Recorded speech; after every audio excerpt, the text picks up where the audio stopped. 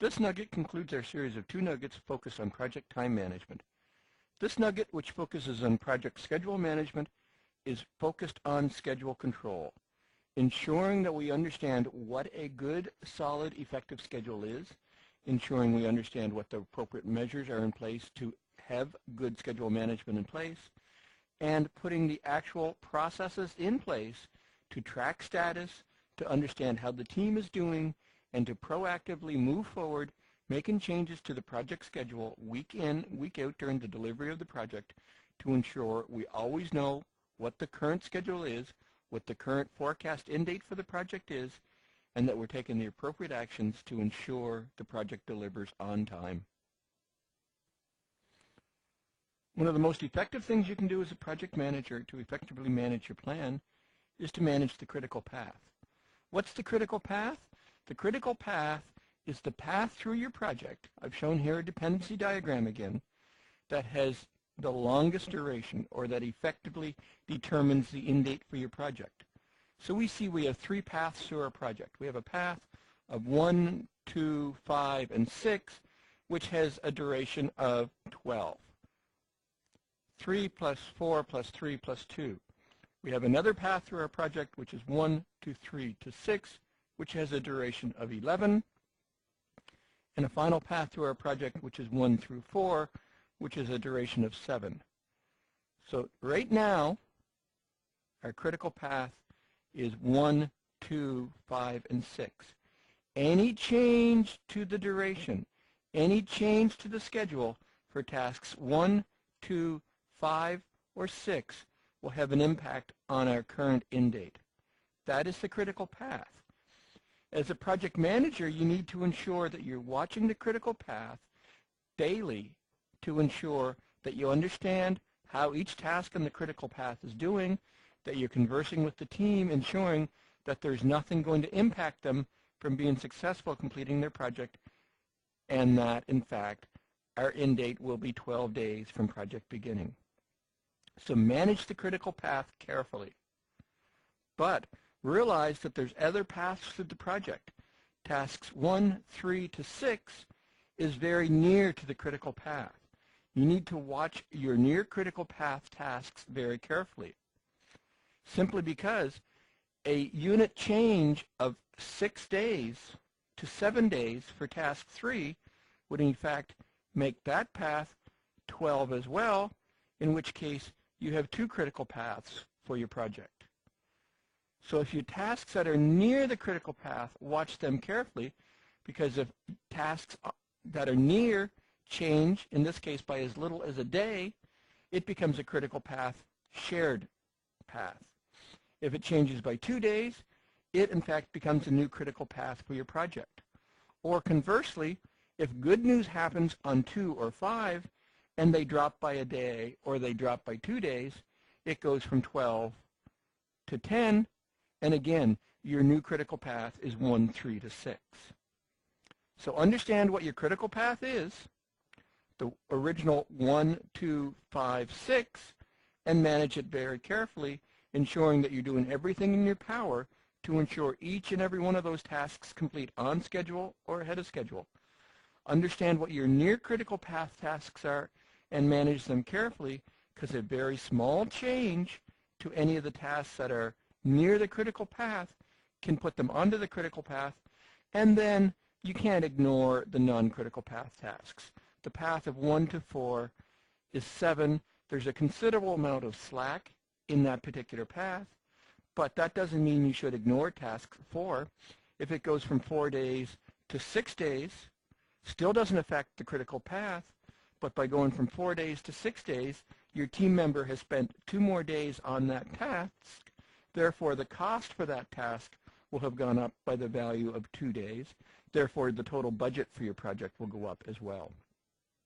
So critical path is a most effective tool that you have to ensure that you're going to meet your project end date. Understand your critical path, manage the critical path. Understand the near critical path, watch those carefully, and then monitor and review the non-critical path tasks to ensure that through mismanagement they don't become critical path tasks, or through not manage them well, their time doesn't go up, and in fact, the budget itself for the project goes up. Understanding the critical path for a very simple project like this, which only has 3 paths and a limited number of tasks, is very simple to do. If you have a large, complex project with hundreds of tasks, with dozens, 50, 60 dependencies, going through manually calculating the critical path would be a very difficult task. The good news is your project management software, your Microsoft project, will calculate the critical path for you and present the critical path in a graphical representation. To understand which tasks are on the near critical path, your project management software will also do a calculation for you, which will determine a value called slack. And the closer the slack value for each task is to 0, because tasks on the critical path will have a slack of 0, the closer to 0 the slack for a task is. In this original instance, task 3 would have a slack of only 1, means they're on the near critical path, and the farther the slack is, in this case the slack would be 5, the difference from 7 to 12, identifies that they are not near the critical path and therefore need to be managed appropriately. The next step to developing an effective project schedule is ensure you have proper resource leveling, ensuring you have the optimal team size for your project. What is the optimal team size? Is the optimal team size 2, 5, 25, 250? There are a number of mathematical models. The COCOMO model, which is a well-published estimating guide, has a number of models, mathematical models, that based on duration will help you determine what the optimal project duration will be, or actually effort will help you determine duration, as well as effort will help you determine optimal team size. It's a mathematical model. It's based on years of research and years of project delivery experience factored into the mathematical model. You may choose to use those to determine your optimal team size, or you may simply choose to use a gut check, expert opinion as to what the optimal team size. If you have a small project being delivered over a short duration, having a very large team is probably not effective. Having a large team on a short duration project means you have learning curve, means you have the ramp up, ramp down time for multiple resources, which will probably result in a underutilization of the overall resources. You'll spend as much or more time on ramp up, ramp down, and training as you will on actual project delivery. So your team size needs to be based on the overall duration for your project. Your team size also needs to be based on the number of independent work packages. How many different team members can you truly have working independently, that they're not dependent on each other, that they're not waiting for one to finish a task before the next one can get the predecessor-successor relationship resolved so they can start on the next task. So there's a number of considerations that you have to bring into play to determine what the optimal team size will be. The key is focus on getting the optimal team size. The next step, and probably the most critical step to proper resource leveling to developing an effective project schedule, is that you have full or near full utilization of each and every team member on your project. What do I mean by that? Well, if we look at a very simple graph, and on the bottom of the graph we have time, whether this is Monday, Tuesday, Wednesday, Thursday, Friday, whether this is week 1, week 2, week 3, week 4, or month 1, month 2, month 3, month 4, is going to depend on the size of your project and the duration of your project. Up here, we're going to have effort, and this is team member effort. And you're going to have a bar at some point in time, which is the optimal utilization for your team member week in, week out, day in, day out. If you're working on a day-by-day basis, this number is going to be 8, or the reduction of 8 based on the utilization that we talked about earlier. So it's down to 7.6 hours per day. If you're dealing on a week basis, it's going to be 40, or again, the appropriate reduction down to 35 hours of available time for the team member.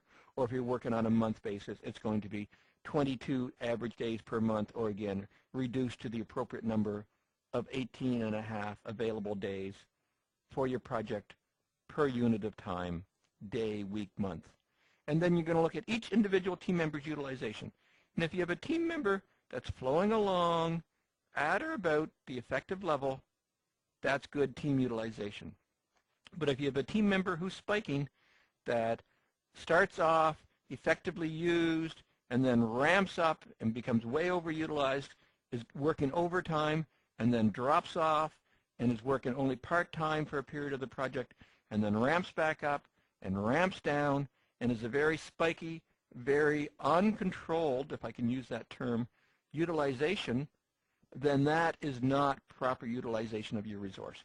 You want your resources at or about the proper utilization level, the 7.6, the 35, the 18.5, the proper availability of the resource to work on your project, and you want the actual graph of their assignment to tasks throughout your project very near to that bar.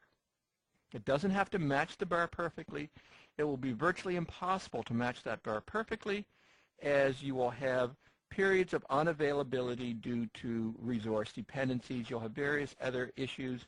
Team members may have pre-assigned vacation time and so on. That will make matching the team utilization to the optimal bar impractical, but you want it as close as possible.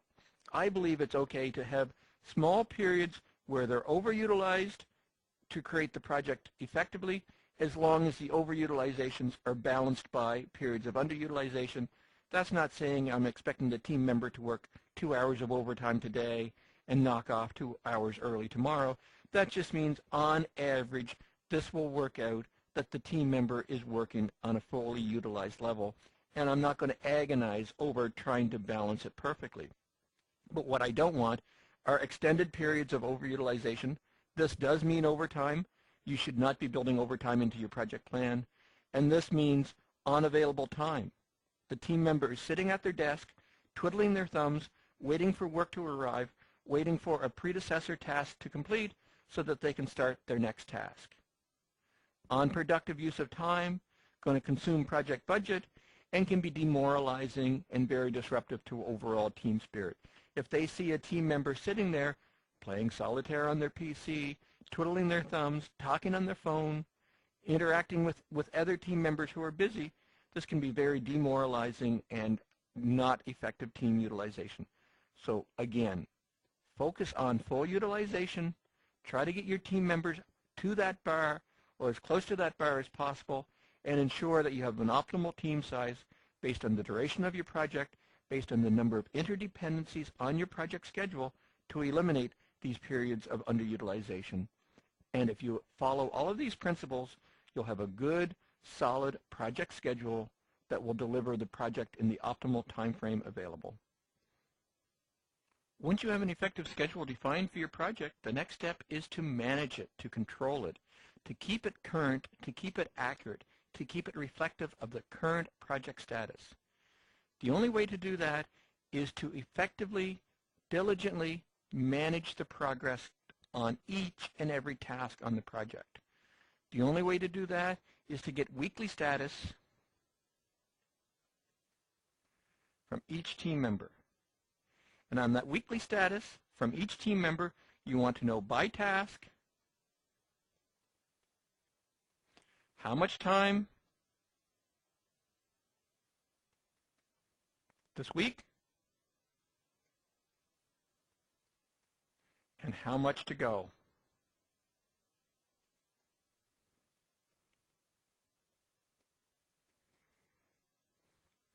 You need weekly status. You need weekly status from each team member. You need weekly status from each team member for each task that they're working on that week. You need to know how much time they spent on the task that week, and you need to know how much time is remaining. I've deliberately repeated myself because this is very important. You need weekly status at that level of detail to allow you to effectively monitor and control your project status. You need that detailed information to allow you to track the progress on your project.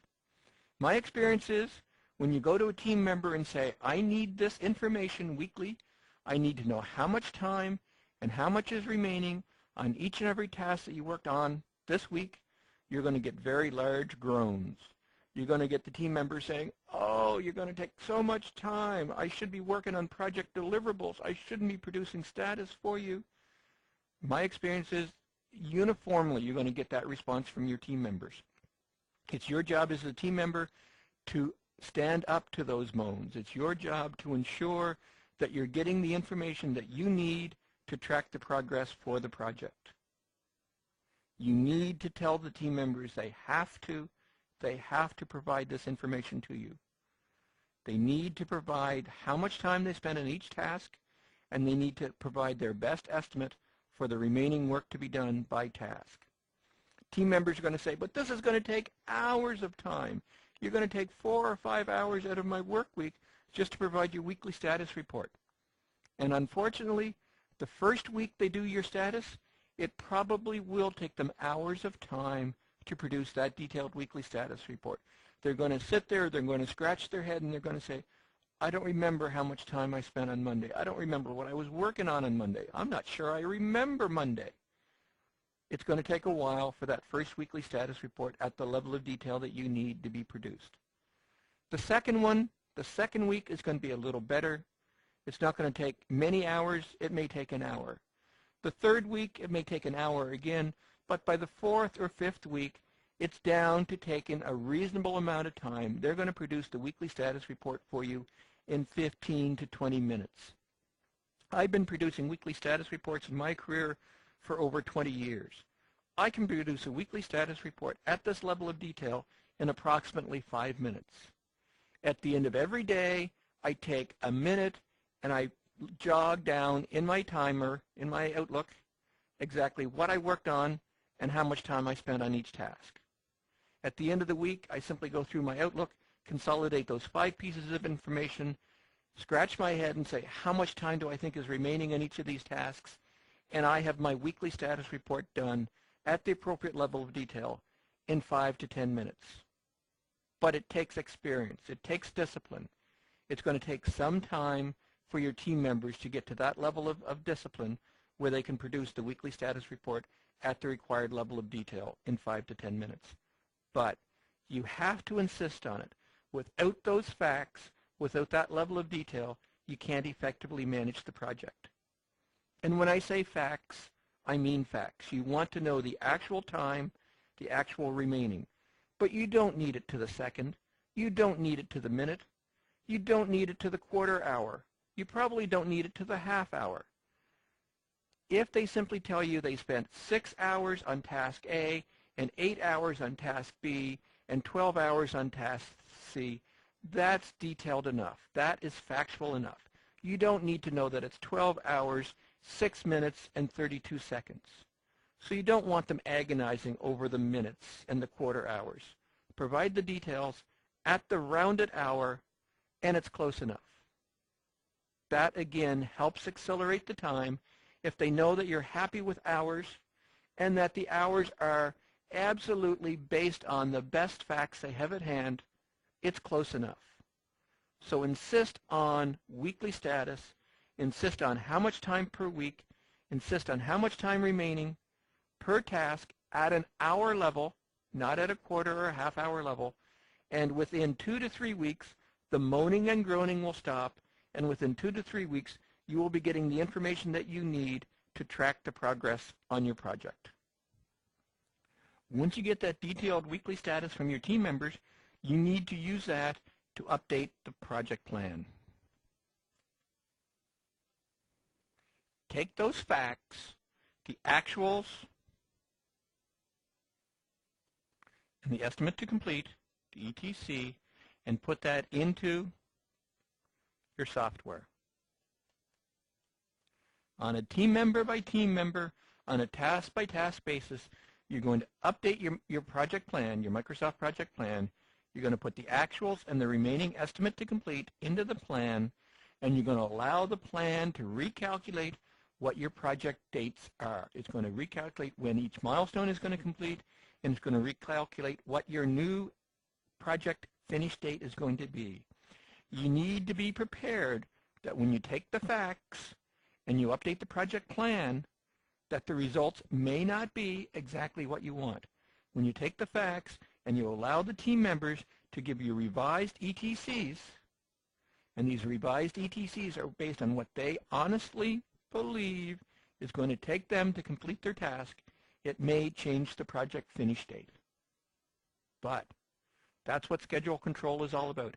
Taking the facts, understanding what impact the facts are going to have on the schedule, and then taking the appropriate actions as a project manager to deal with the facts. If based on this revised information, my project is going to complete 2 days, 3 days, 4 days later than originally planned, then you as a project manager need to act on that information and do what you can do to improve the project situation. We'll deal with that in just a moment. The next step to schedule control is integrating changes. In the last series of nuggets, we talked about implementing an effective change management system. We talked about identifying, documenting, and having all changes to our project approved. When those approved changes have schedule impacts, when those approved changes increase the time, add new tasks to the project, you need to integrate the changes. Again, you need to take those approved changes, focus being the approved changes, and again, update the project plan. Add the approved changes into your approved project schedule and update that and use that to, again, forecast the finish date.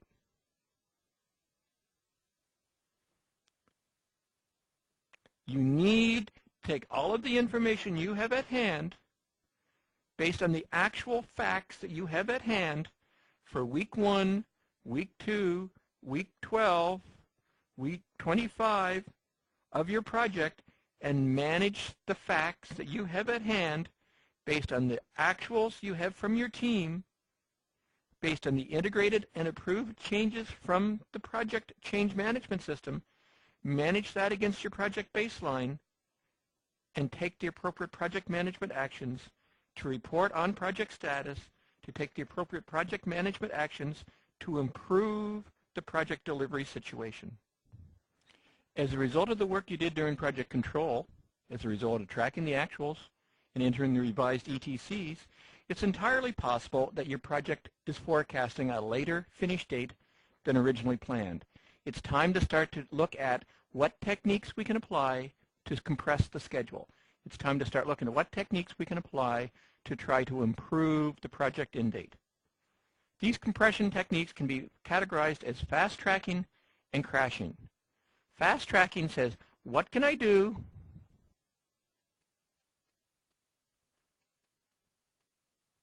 to do it faster? So what can you do to do it faster? Can you change dependencies? If you look at the various dependencies you have in your network, if you say that C is dependent on B and E is dependent on D, are those in fact true mandatory dependencies? Again, when we were originally setting up the dependencies, I told you to focus on mandatory dependencies, but are they true mandatory dependencies? Based on the additional information that you have at hand now that your project is well into delivery mode, are these in fact true dependencies, or can I remove some of the dependencies? And if in fact they are still true dependencies, maybe you can introduce lags. Maybe it will be possible to start D 3 or 4 or 5 days earlier than C was originally scheduled to complete. So you're going to look at what you can do to fast track. You're going to look at what you can do to do it faster. You're going to look at changing the dependencies, removing dependencies, or adding lag times, or lead times rather, to the dependency network to allow some tasks to start faster. Another thing you can look to do to fast track, can you add resources? If you add extra resources to your project and reassign some tasks to the new resources, does that improve the project delivery end date? If you add resources and start to add resources to specific tasks, so instead of having resource number 1 working exclusively on a task, maybe you can add a peer, a buddy to that task, and complete the task faster. Adding resources does not always improve the project delivery situation. Sometimes adding resources will actually change the end date in an unfavorable direction because of the amount of extra interaction, because of extra dependencies. So again, techniques for fast tracking, changing dependencies, adding lead times to dependencies, adding resources may be an effective way to do schedule compression, but doesn't always result in success. Crashing, what can you do to change the environment? Can I add more tools? If I add some productivity tools, if I change the environment within which my team is working, can they do things faster? Adding tools may in fact be a great way to crash the project, but what is the learning curve for the tools? The second I implement the tools into my project, will I in fact get schedule compression, or will there be a learning curve? Will my team get over the learning curve fast enough to achieve the benefits for the tools? Can I in fact change the estimates? And I'm not talking about changing the ETCs that the team member provided, but if you look further out into the project, if you look at tasks that haven't been started, based on the history the project is having, based on the history of success your team members are having, is it realistic to change some estimates of some future tasks? But do this honestly. Do this. I truly, honestly believe that if I reduce the estimate for these future tasks, this reduced, revised estimate is in fact the likely estimate that will be produced, as opposed to just blindly changing the estimates now to produce a more favorable finish date, only to have the estimates rechanged by the team members when they're working on the tasks through the revised ETCs back to the original date, back to possibly even a more pessimistic finish date. So as you're delivering your project and you're encountering project delivery challenges, you need to look at schedule compression. You need to look at fast tracking. What can I do to do it faster? You'll need to look at crashing. What can I do to change the environment? Can I add tools? Can I change the way the project is being delivered? Can I, in fact, change estimates? The key to looking at schedule compression, the key to looking at fast tracking and crashing, is it needs to focus on critical path tasks.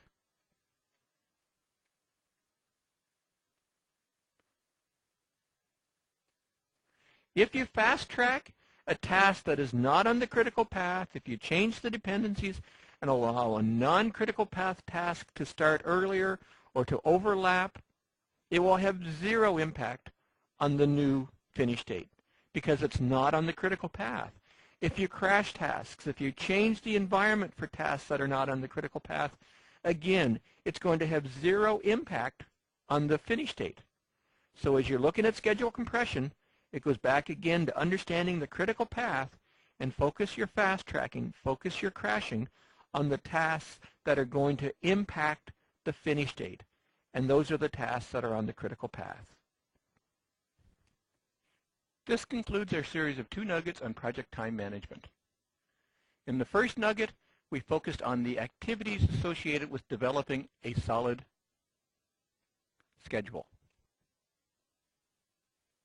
In this nugget, we focused on the activities of managing the schedule. We looked at what a good schedule means, that a good schedule has proper resource loading, that a good schedule allows you to identify and manage the critical path. We looked at the activities necessary to maintain the facts that you need to understand how your schedule is delivering, adding the actual work completed, adding the realistic estimates to complete for each and every task on a week-by-week basis, and then taking the appropriate actions as a project manager to improve any changes to the forecast end date based on tracking the actuals to the project, applying fast tracking, applying crashing techniques against the critical path to try to improve the project delivery situation. It's important to realize that as you apply schedule compression techniques, fast tracking and crashing, you are most likely increasing the risk of overall project delivery. Your original plan is probably the best strategy for successful project delivery. But as the facts are entered in, as the project is beginning to suffer schedule slippage, you may need to increase the risk by adding in these aggressive techniques for fast tracking, for crashing to try to maintain the original scheduled date. But if after all approaches to improve the forecast in date are unsuccessful, it's important that you communicate the facts that you have, the fact that the project is now scheduled to be 3 weeks late, to the project sponsor, so that you can work with the project sponsor to take the appropriate corrective actions to address the project condition, to deal with the facts that you have as part of project delivery. This concludes our nugget on project schedule management. I hope this video has been informative for you, and thank you very much for viewing.